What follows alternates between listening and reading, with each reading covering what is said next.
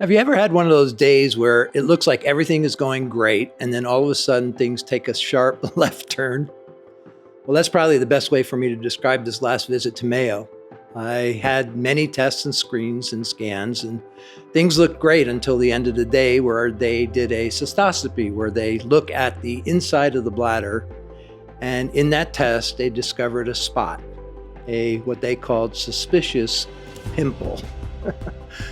And everything inside of me just sank when I heard those words because everything else was looking so great.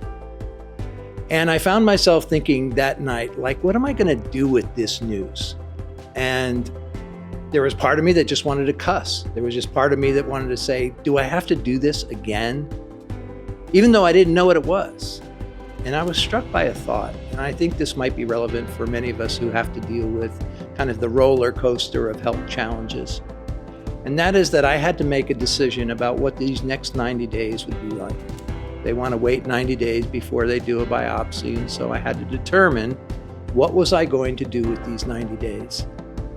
And I've decided that what I want to do, and I really felt like this was part of the Lord's plan for me, and I think maybe this is something we all have to wrestle with at times, and that is that I need to take this opportunity to recommit myself, not only to trusting God, but to learning the lessons I can learn in the midst of this trial. Because I'm absolutely convinced that God always redeems it all. It's not just something that happens to us.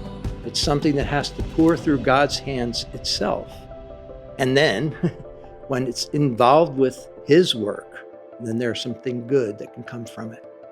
So I would appreciate your prayers in this next season, that I give myself afresh to trusting God, to doing what I know, and believing that along the way, God will make His purpose clear. And maybe you can relate to that. So I'll be praying for you too. Thanks again.